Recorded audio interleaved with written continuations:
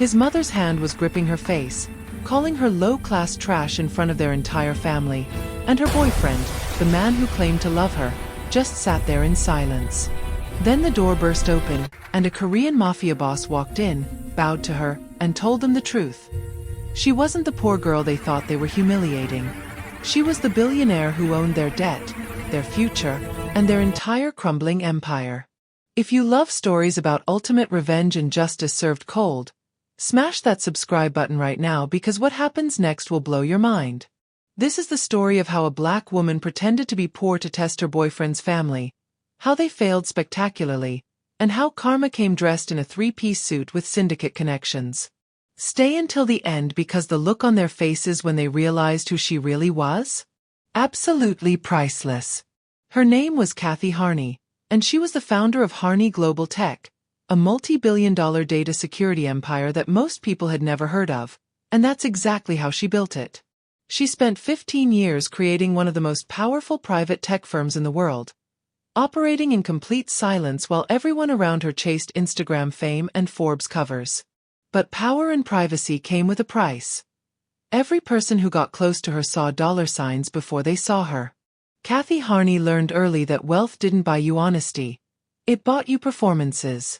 By the time she turned 32, she'd sat through 17 dinners where men ordered the most expensive wine on the menu, leaned in close with rehearsed sincerity, and asked her about her dreams, while their eyes calculated her net worth. She'd endured countless conversations where new friends suddenly remembered urgent financial emergencies the moment they discovered her last name. She'd watched people transform mid-sentence, their genuine laughter freezing into something calculated and hungry the second they connected her face to the tech articles they'd skimmed. Harney Global Tech wasn't just successful. It was fortress-level secure, the kind of company that governments and Fortune 500 corporations trusted with their most sensitive data. Kathy had built it from nothing, working 20-hour days in a cramped apartment, surviving on instant ramen and pure determination. She'd coded the foundational security protocols herself, then assembled a team of the brightest minds in cybersecurity who shared her obsession with privacy. The company operated so quietly that even industry insiders struggled to find reliable information about it. No flashy headquarters.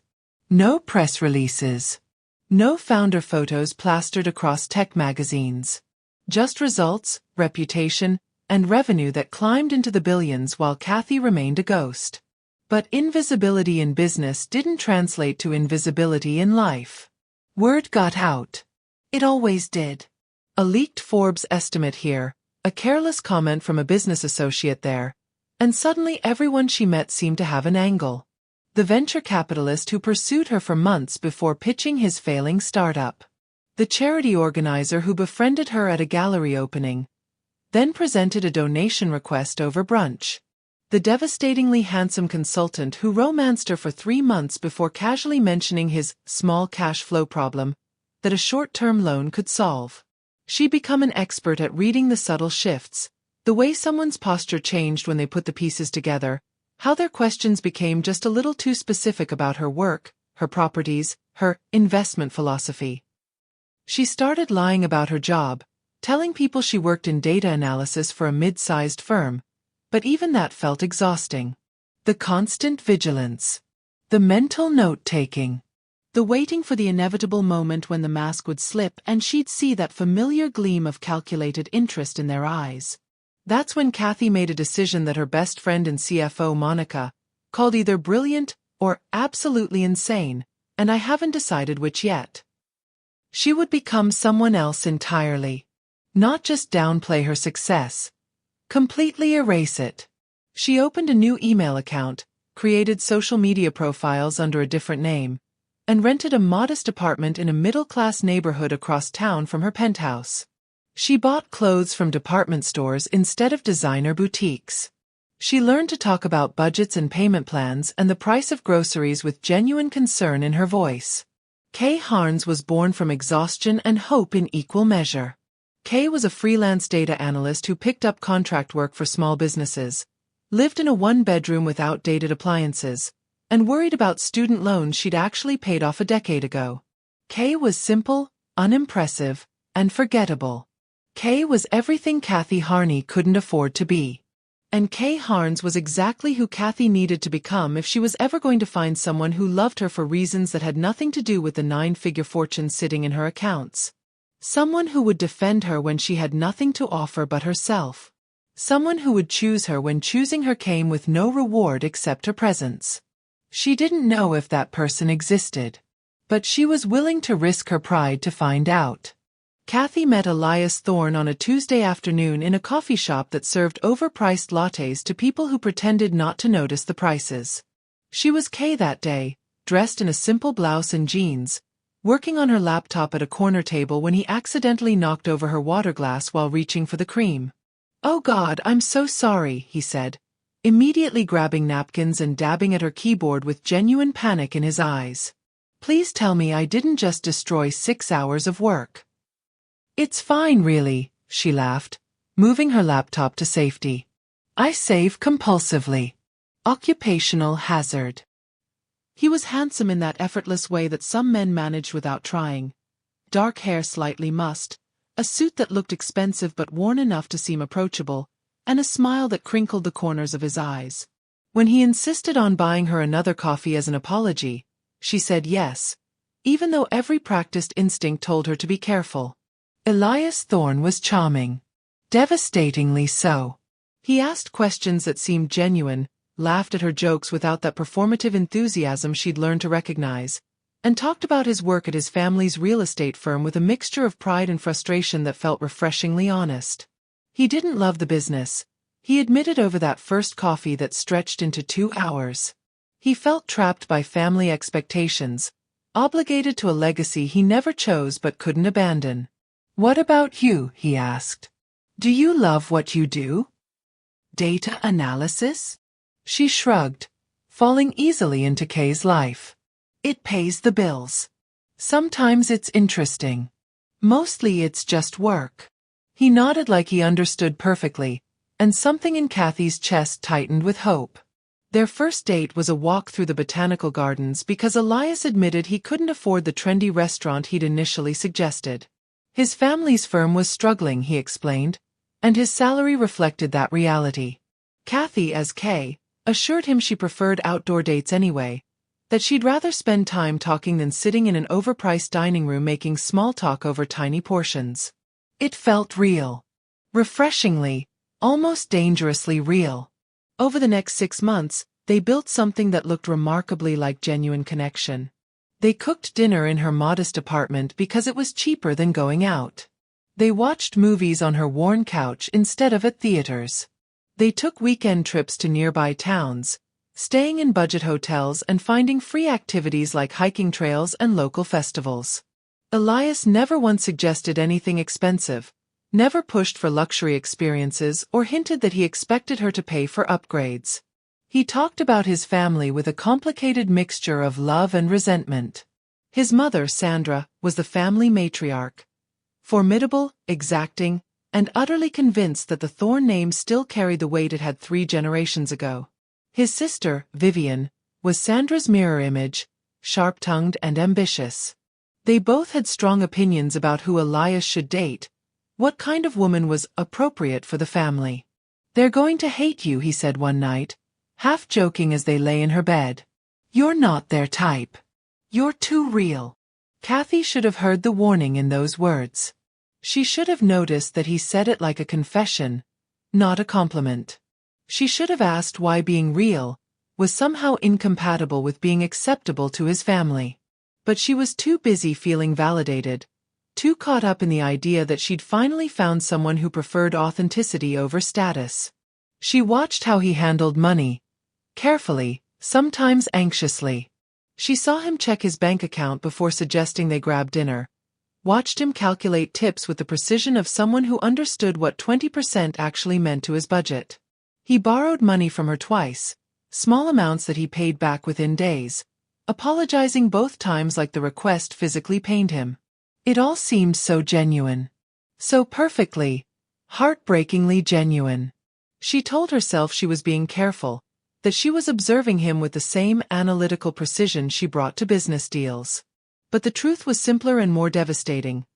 Kathy Harney, the woman who'd built an empire on reading people and predicting their moves, wanted so desperately to be wrong about humanity that she ignored every subtle sign that Elias Thorne was exactly what she feared he might be. Just another performance. Just another person waiting for the reveal. The invitation came on a Thursday evening, delivered with a nervous energy that Kathy had never seen in Elias before. They were in her apartment, halfway through a homemade pasta dinner, when he set down his fork and cleared his throat like he was preparing for a difficult negotiation. "My mother wants to meet you," he said, and the words landed between them with unexpected weight. Kathy looked up from her plate, reading the tension in his shoulders, the way his fingers drummed against the table. "Okay," she said carefully. "That's good, right? It's complicated." He ran a hand through his hair, a gesture she'd learned meant he was wrestling with something he didn't want to say. "She's hosting a formal dinner at the estate next Saturday. Family friends, some business associates. She wants you there." "Formal as in?" "As in the full production. The china that's been in the family for 100 years. The dining room that seats 30. The kind of evening where everything matters. What you wear, how you speak, which fork you use." He reached across the table, taking her hand. "I know it sounds ridiculous. I know it is ridiculous. But this is important to her, and it's important to me that you're there." Kathy felt something cold settle in her stomach. "You're worried I'm going to embarrass you?" "No," he said quickly, then hesitated. "I'm worried they're going to judge you unfairly. My mother has very specific ideas about who belongs in our world, and she can be harsh with people she doesn't consider appropriate." Appropriate. The word tasted bitter in Kathy's mouth. "I'm not saying I agree with her," Elias added, squeezing her hand. "I'm just trying to prepare you. She's going to look for reasons to disapprove. She's going to test you. And I need you to understand how high the stakes are here." "Stakes for what?" He looked away, and in that moment of averted eyes, Kathy saw the truth he wasn't saying. This wasn't just about meeting his family. This was about passing inspection. This was about proving she was worthy of the Thorne name, the Thorne legacy, the Thorne standards that apparently still mattered even as their fortune crumbled. "The firm is in trouble," Elias finally admitted.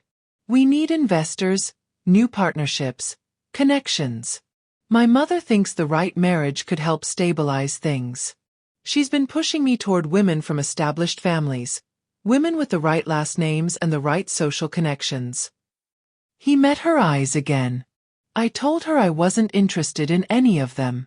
I told her I'd found someone real, someone who actually matters to me. But she needs to see that you're worthy of consideration." There it was.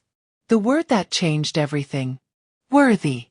Kathy felt the familiar fury rising in her chest, the same anger that had driven her to create Harns in the first place. But underneath the anger was something else. A desperate, painful hope. This was exactly what she'd been waiting for. The ultimate test. The moment when she'd discover whether Elias would defend her when she had nothing to offer his family but herself. "Okay," she said quietly. "I'll be there." "You'll need to dress appropriately," Elias continued, relief flooding his features. "Nothing too flashy, but elegant. Conservative. My mother respects tradition and modesty. And when you talk about your work, maybe downplay the freelance aspect. Make it sound more stable, more established." "You want me to lie?" "I want you to present yourself in the best possible light." He was pleading now, desperate. "I want them to see what I see. Someone smart and capable and worthy of respect. But you have to understand, they're not going to make it easy. You need to be ready to prove yourself." Kathy sat back, studying the man across from her. The man she'd spent 6 months believing might be different. The man who was now asking her to perform, to prove, to earn acceptance from people who'd already decided she wasn't good enough. And in that moment, Harns became something else entirely. Not just a disguise, but a weapon. A test so brutal and definitive that it would reveal exactly who Elias Thorne really was. "Don't worry," she said, her voice steady and cold. "I'll give them exactly what they're expecting."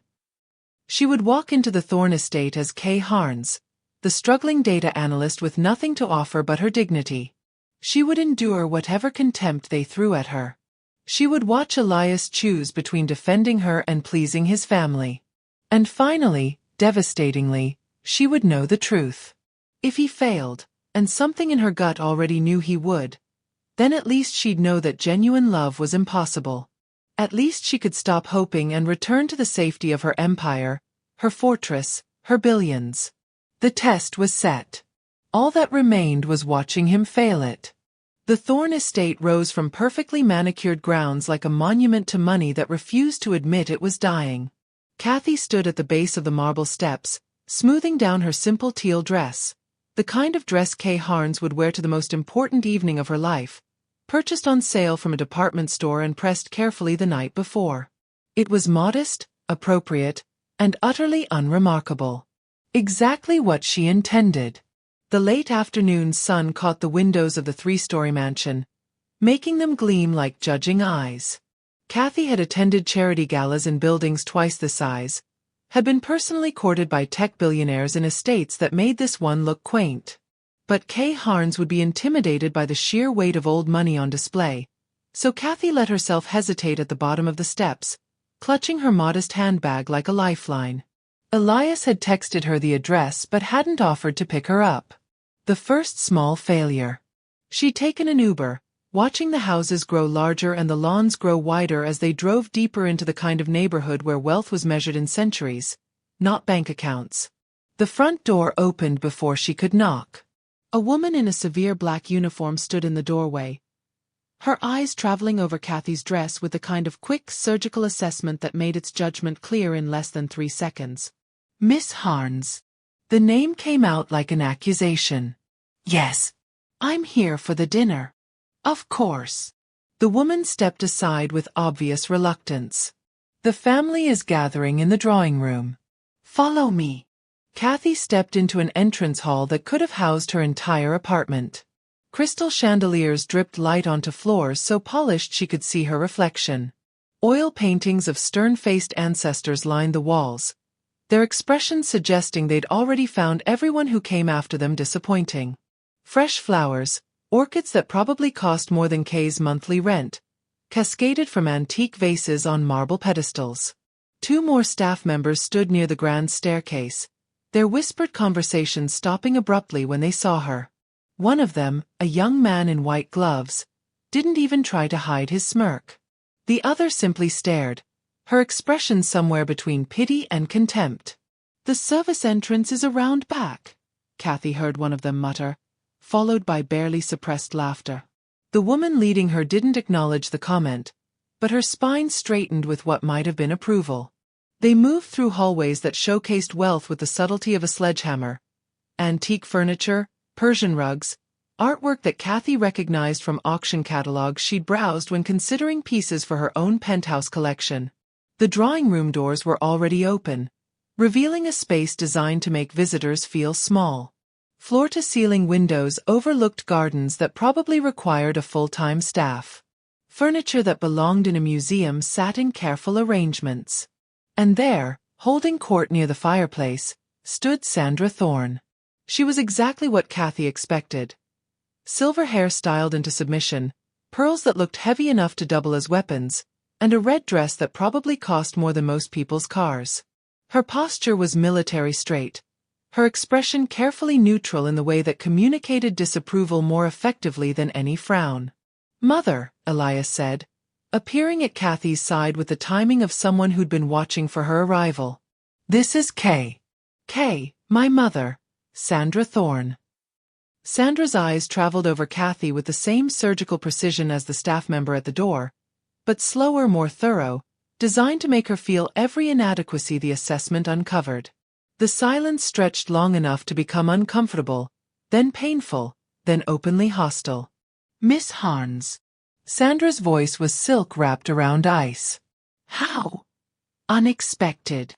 She didn't offer her hand, didn't smile, didn't make even the smallest gesture of welcome. just stood there radiating disapproval while Elias shifted uncomfortably and said nothing. "Thank you for inviting me, Mrs. Thorne," Kathy said, keeping Kay's voice soft and grateful. "Your home is beautiful." "Yes," Sandra agreed, as if Kathy had stated the obvious rather than offered a compliment. "It's been in the family for 4 generations. I imagine it's quite different from what you're accustomed to." The words landed like a slap, polite in construction but vicious in intent. Around them, other guests were beginning to arrive. People in designer clothes and expensive jewelry, people who belonged in spaces like this, people who looked at Kathy's teal dress and immediately understood she was not one of them. Sandra turned away, dismissing her without another word. Elias touched Kathy's elbow, guiding her toward the corner of the room with the apologetic air of someone trying to hide a mistake. The test had begun, and Kathy could already feel herself failing in ways she'd never anticipated. Vivian Thorne arrived like a storm dressed in Chanel. She swept into the drawing room with the kind of confidence that came from never once questioning whether she belonged somewhere, her designer heels clicking against the marble floor with military precision. She was younger than Sandra but already carried the same expression of permanent disapproval, as if the world existed solely to disappoint her expectations. "So this is the girl," Vivian said, looking at Kathy the way someone might examine a stain on expensive upholstery. She didn't extend her hand, didn't pretend at politeness, just stood there with her arms crossed, a glass of wine already in hand despite the dinner not yet being served. "Vivian, this is Kay," Elias said, his voice tight with tension. "Kay, my sister. Data analyst, isn't it?" Vivian took a long sip of her wine, her eyes never leaving Kathy's face. "Freelance, I heard. How? Flexible." The word hung in the air with implications that had nothing to do with work schedules. Kathy felt heat rise in her chest but kept Kay's expression neutral, even grateful for the attention. "Yes, I work on contract for various companies. It allows me to choose projects that interest me." "How convenient," Sandra interjected from across the room, abandoning the conversation she'd been having with a distinguished-looking couple. She moved toward them with the predatory grace of someone who'd spotted weakness and decided to exploit it.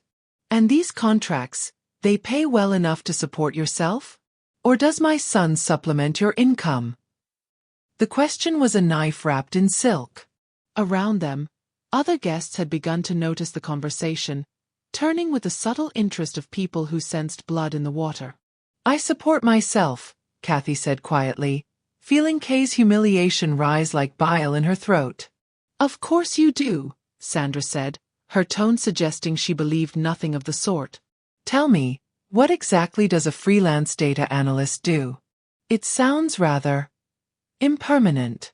Not the kind of career one builds a future on." Elias shifted beside her, clearing his throat, but said nothing.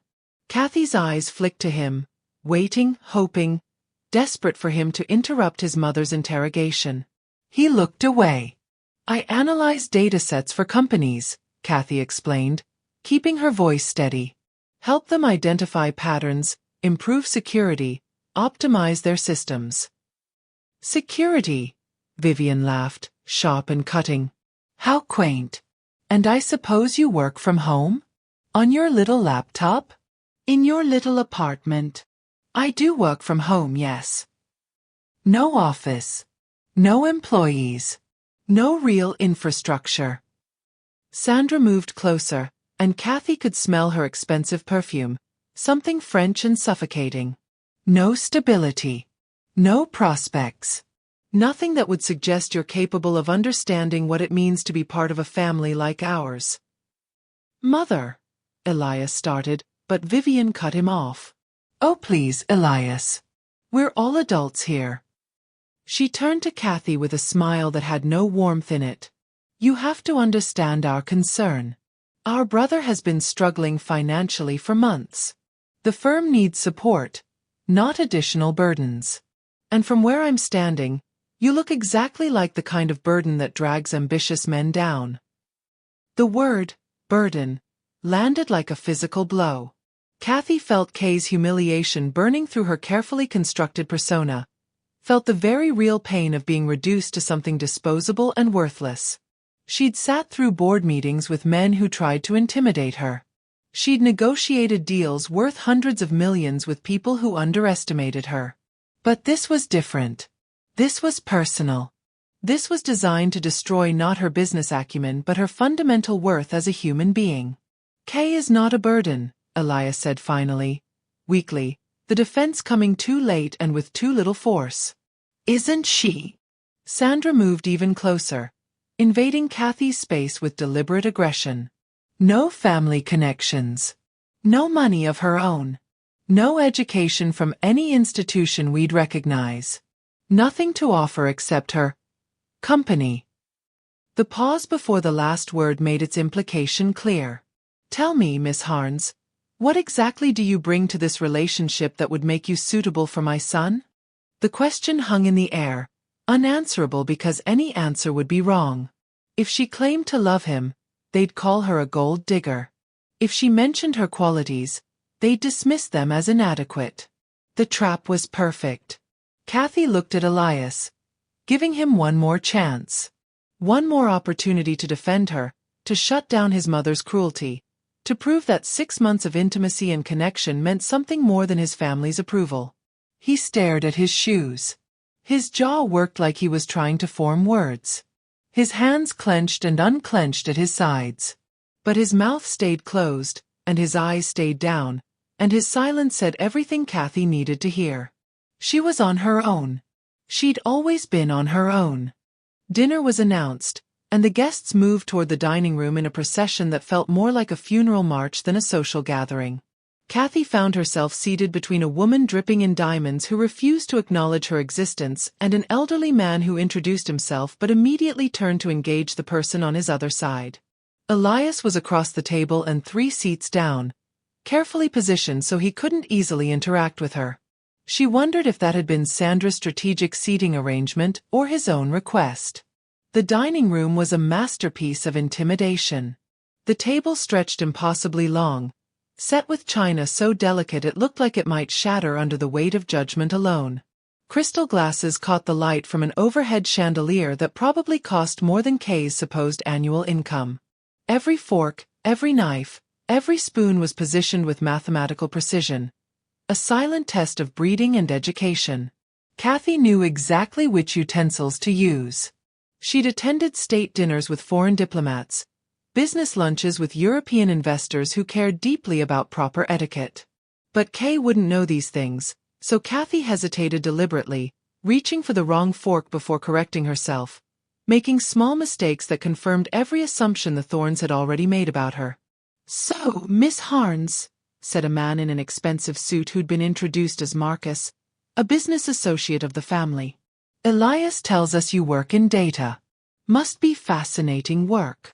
Before Kathy could answer, Vivian cut in. "She's freelance, Marcus." Which is a polite way of saying unemployed with occasional gigs. Laughter rippled around the table. Not loud, not obvious, but there, the kind of polite, vicious laughter that happened in rooms like this when someone decided you were acceptable prey. Kathy looked at Elias. He was staring at his soup with intense concentration, as if the pattern of the bowl might reveal the secrets of the universe if he just looked hard enough. His jaw was clenched. His shoulders were tight. Every line of his body screamed discomfort. But his mouth stayed closed. "Actually," Sandra said, her voice carrying easily over the multiple conversations, silencing the room with the authority of someone accustomed to being heard. "I've been curious about something, Miss Harns. What are your intentions regarding my son?" The question was a trap. Everyone at the table knew it. The conversation stopped completely. Forks paused mid-journey to mouths. Even the staff members serving wine seemed to freeze. "I care about Elias very much," Kathy said carefully. "Care," Sandra repeated, as if tasting the word and finding it inadequate. "How touching. But caring doesn't pay bills, does it? Caring doesn't salvage failing businesses or maintain family legacies. Caring is what people claim when they have nothing else to offer." Mother, that's enough, Elias said, but his voice was barely above a whisper, and he still wouldn't look at Kathy. Enough. Sandra's eyes snapped to her son. I've barely begun. This woman appears at our home, dressed like she's attending a church potluck, with no credentials, no connections, no substance whatsoever, and you expect me to simply accept her presence without question? She's my guest, Elias said, his voice slightly stronger but his eyes still fixed on the table. She's a mistake, Vivian added, leaning forward with predatory interest. And we're simply trying to help you see that before you make it permanent. Look at her, Elias. Really look at her. Does she belong here? Does she fit into our world? Can you honestly imagine introducing her to our clients, our partners, our friends? Finally, Elias looked up. His eyes met Kathy's across the table, and in that moment, she saw everything she needed to see. The shame. The embarrassment. The quiet agreement with every word his family was saying. He looked at her like she was exactly what they claimed she was. An unfortunate social error that needed to be corrected. Elias, she said quietly, giving him one last chance. Say something. He opened his mouth. Closed it. Opened it again.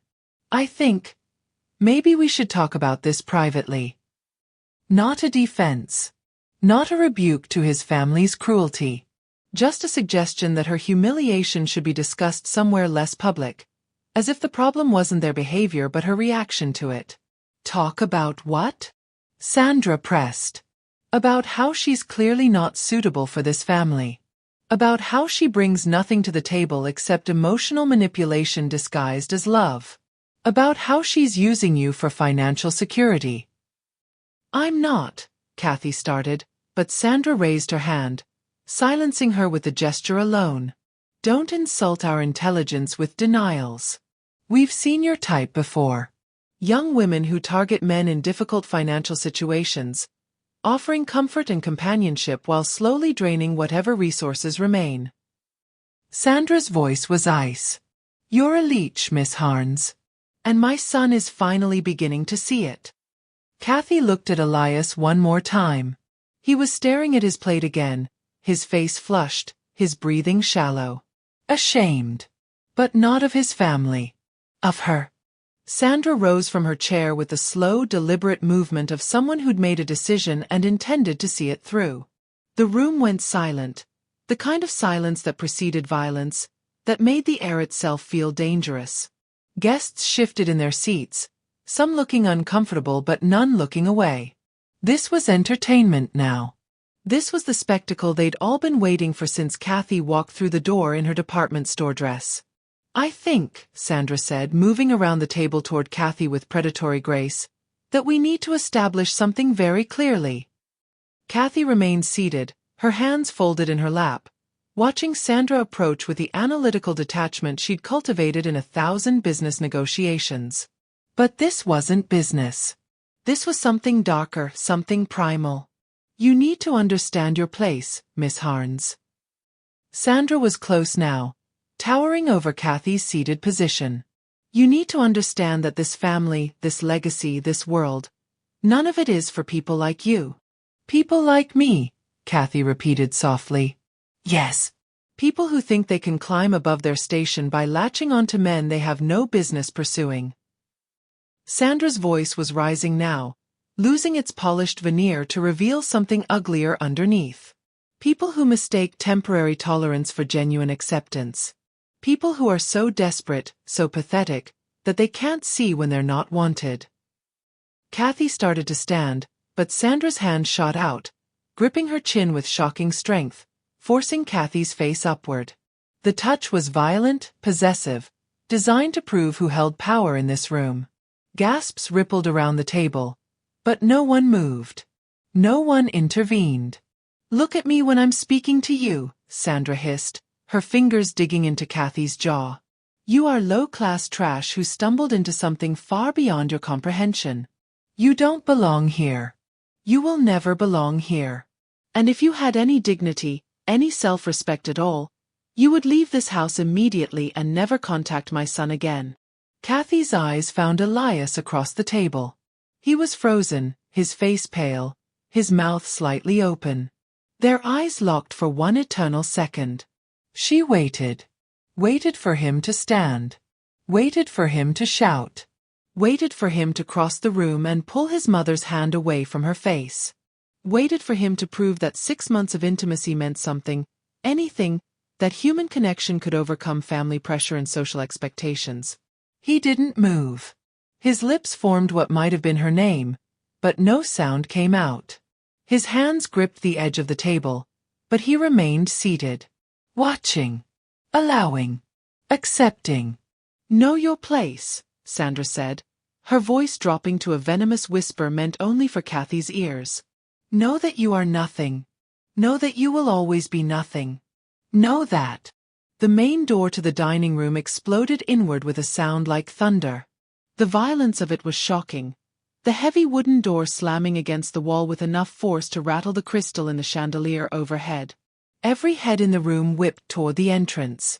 Sandra's hand fell away from Kathy's face, her expression shifting from fury to confusion to something that might have been fear. A man filled the doorway. Not tall, but powerful in the way that came from absolute certainty and controlled violence. He was Asian, impeccably dressed in a 3-piece suit that probably cost more than the Thorns' monthly mortgage payment, with dark eyes that scanned the room with the cold efficiency of someone cataloging threats and weaknesses. 2 larger men flanked him, their hands folded in front of them, their expressions blank but their presence unmistakably threatening. The dining room, so full of noise and judgment seconds before, went silent. The kind of silence that came not from social awkwardness but from primal recognition that something dangerous had entered the space. Sandra stepped back from Kathy, smoothing her dress with hands that shook slightly. Excuse me, this is a private dinner. Rex Coleman, the man said, his voice cutting through Sandra's protest like a blade through silk. His accent was slight, his English perfect, his tone absolutely devoid of anything resembling respect or deference. Coleman Cho Syndicate. I believe we have business to discuss, Mrs. Thorne. He stepped fully into the room, and his eyes swept across the assembled guests with obvious contempt before landing on something. Someone that made him stop completely. His gaze had found Kathy, and his expression transformed from cold business assessment to something that looked almost like shock. Rex Coleman stood perfectly still for 3 seconds that felt like 3 hours. His eyes moved from Kathy's face to Sandra's hand, which still hovered near where it had gripped Kathy's chin, to the assembled guests frozen in their seats, to Elias sitting paralyzed across the table. Kathy watched his jaw tighten, watched his hands curl into fists at his sides, watched something dangerous and barely controlled flash across his features. Miss Harney, he said, and the name dropped into the silent room like a bomb. The effect was immediate and devastating. Sandra's face went pale. Vivian's wine glass slipped from her fingers, shattering on the antique table. Marcus, the business associate, made a sound like he'd been punched in the stomach. Elias simply stared, his mouth opening and closing without sound.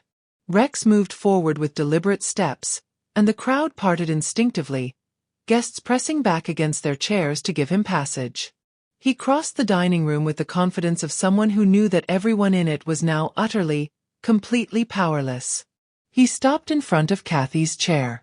And then, to the absolute horror of everyone watching, Rex Coleman, head of the Coleman Cho Syndicate, a man whose reputation made seasoned criminals nervous, bowed. Not a casual nod, but a deep, formal bow that spoke of genuine respect and acknowledgement of superior status. Miss Harney, he said again, straightening. I apologize for the interruption. Had I known you were here, I would have approached this matter very differently. Kathy remained seated, her expression carefully neutral, though her mind was racing through calculations and consequences. She hadn't expected this. Hadn't planned for Rex Coleman to appear at this particular dinner at this particular moment. The universe had delivered her vindication in the most spectacular way possible. Mr. Coleman, she said quietly, maintaining Kay's soft voice even as the persona shattered around her. What brings you to the Thorne estate? Business, he said.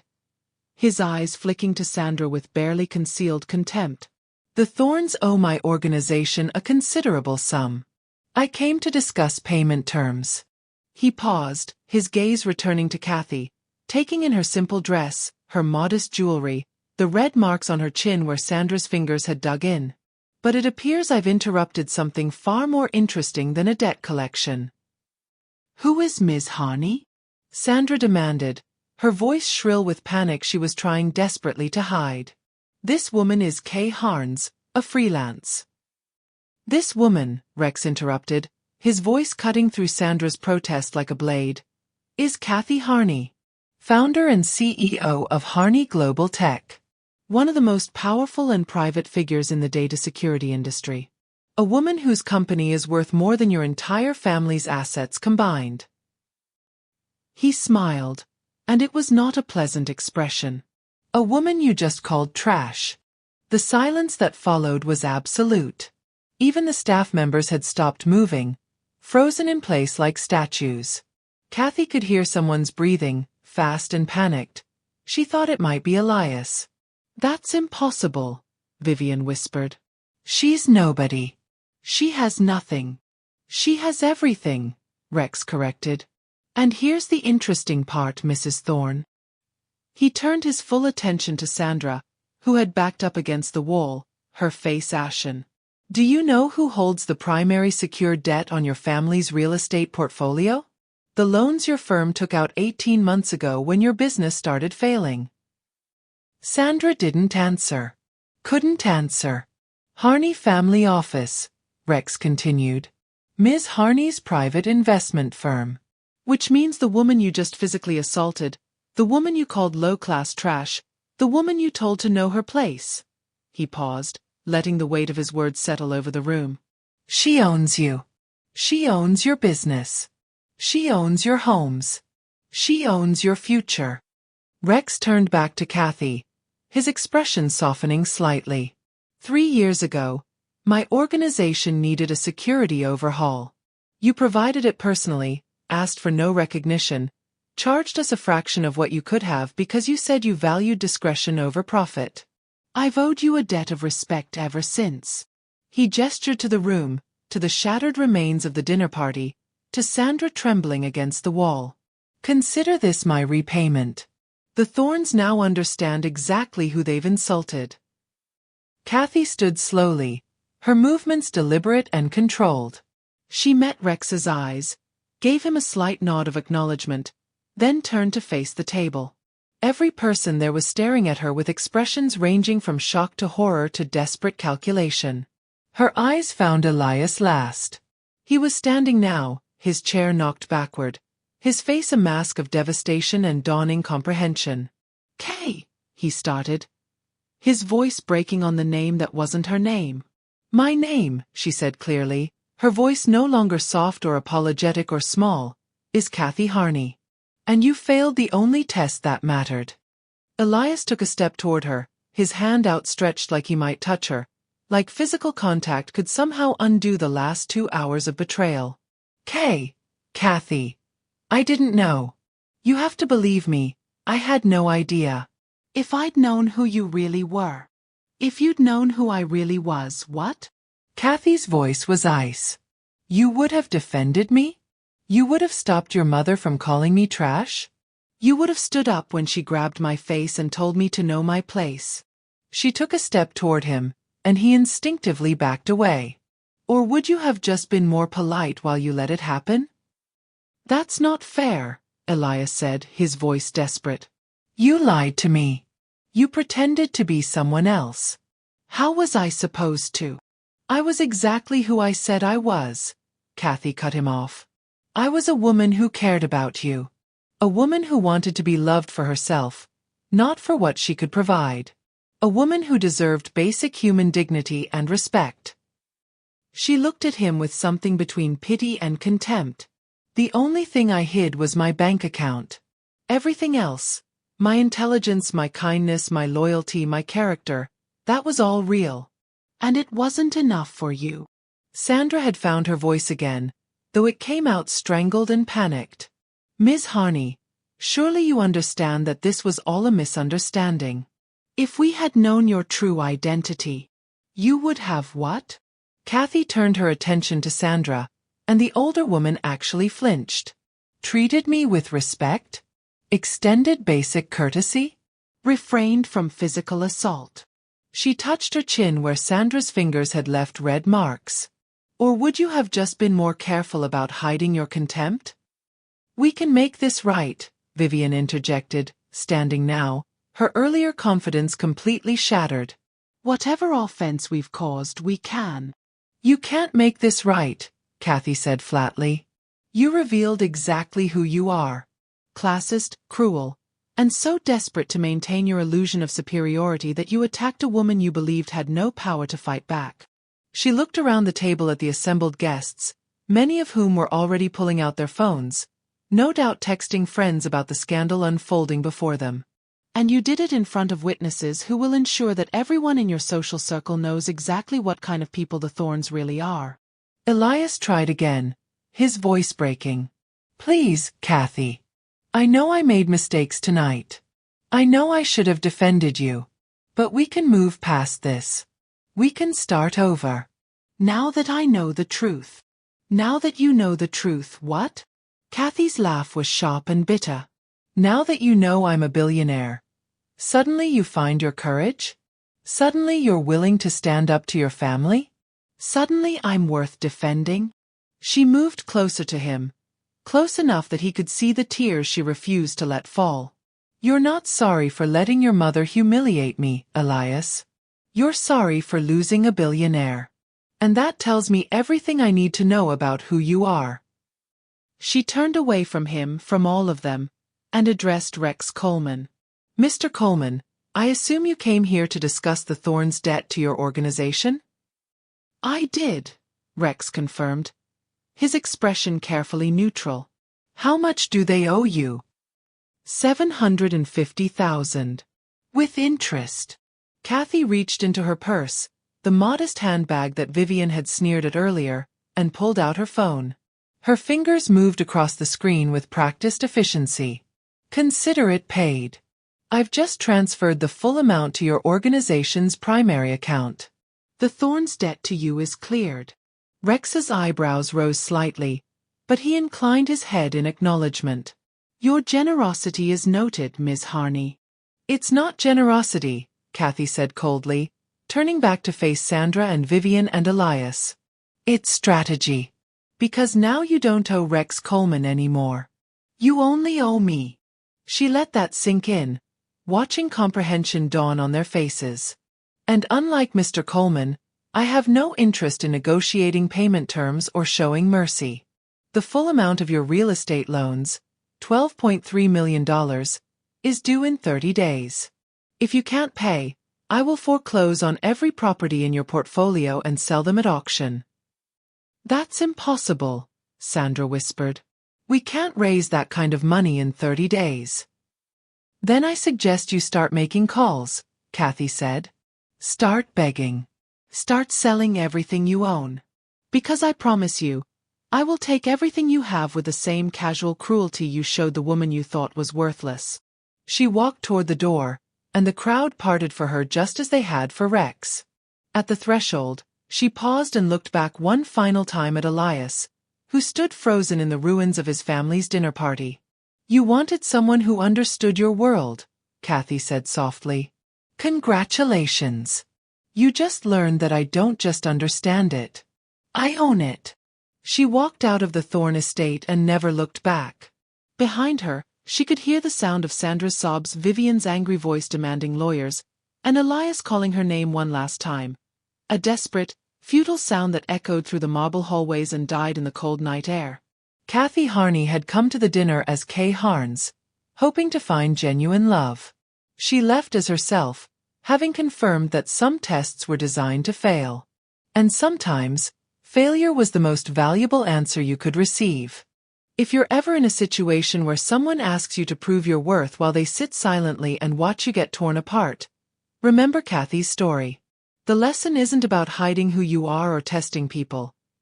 It's about recognizing that anyone who won't defend you when they think you're powerless doesn't deserve you when you're powerful. Real love shows up. Real love speaks up. Real love doesn't wait until you're revealed as a billionaire to find its backbone. Never shrink yourself to make others comfortable. Never endure abuse to prove you're worthy of love.